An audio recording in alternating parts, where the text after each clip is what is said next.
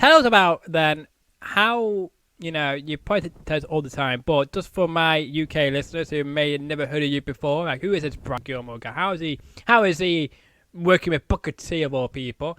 Tell us, how did you actually get in reality of wrestling? It was about, I don't know, maybe now almost 7 years ago.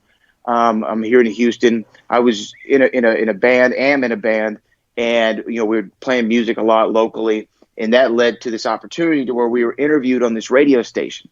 And the interview went so well, the radio station called me aside and they said, "Hey, Brad, would you like to host a show on our radio station?" I was like, absolutely. I'd never done anything like that before.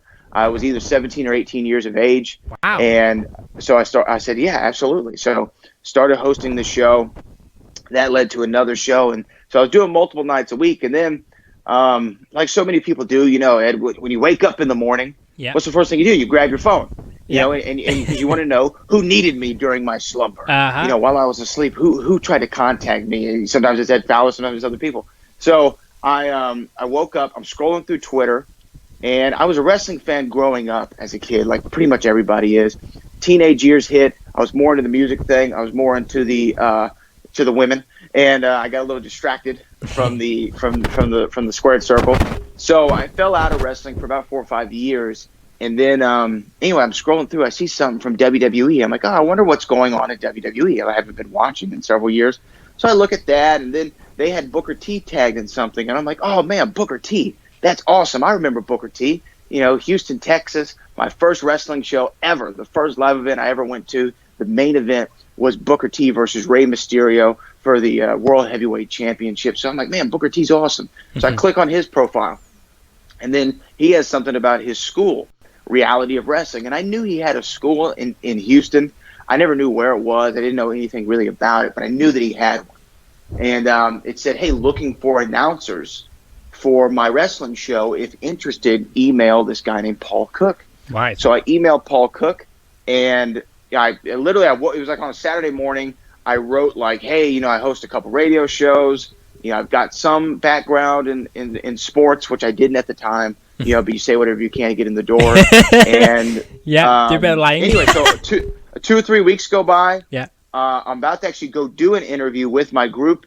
And I'm walking into this person's house. I have these cameras all set up, and I get this phone call from a 323 number, which for all you international listeners, 323, that's Los Angeles, California. So I'm thinking it's something special, something exciting. So I answer the phone. It's Paul Cook. And he said, hey, Brad, we got your resume. Wanted to know, this is like on a Tuesday, wanted to know if you could come in tomorrow and have an interview with Booker and I. And I was like, oh.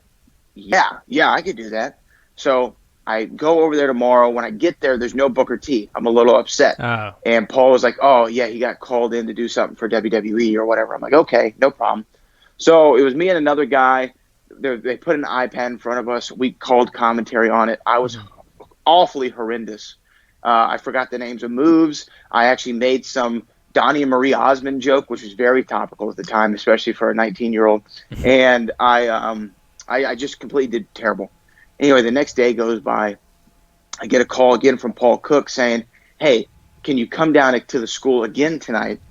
Our ring announcer has strep throat, and Booker wants to meet you because we're thinking you could do the ring announcing. You've done that before, right?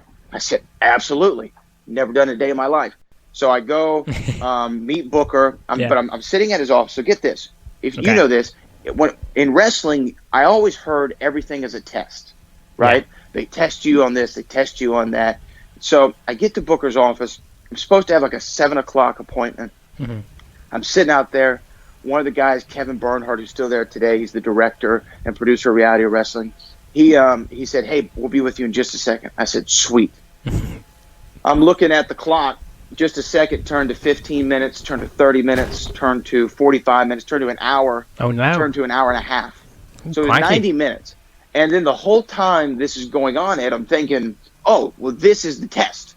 They want to see if I'm really, I'm really engaged and I really want to be a part of this crew. So this is the test. Turns out it wasn't a test at all. Booker was just in the middle of some conversation and it went long. But I thought it was a test. So anyway, I go into the office. I see Booker T. He's this mountain of a man who I've seen my entire life, as going back to my earliest memories of wrestling, really earliest memories of life. I'm 5 years old when I discovered wrestling for the first time, and I saw Booker T. I knew who he was. I mean, 2001, I was in like the first grade, and I see him, this mountain of a man, sitting there, and I say, hey, Book, what's going on? And he goes, hey, what's going on, man? Hey, you're a pretty good-looking guy. And I was like, well, I appreciate that. And that was the first thing Booker T ever said to me. He commented on my physical attractiveness. And I have another story about that I'll come back to later. Yeah, so I sit down, I meet with Booker T, and at the time, Ed, you know Jim Ross, right? You know JR. Yeah, absolutely. Who doesn't know Jim Ross?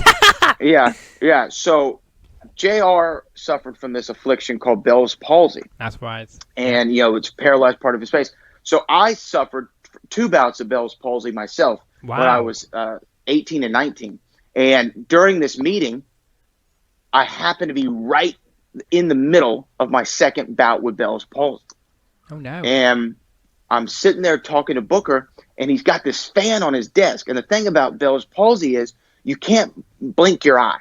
You have to forcibly close your eye, or it takes every muscle in your body to try to shut your eye, right? It's terrible. So I had this fan blowing right in the eye that I can't shut, and my eye is like watering up like crazy.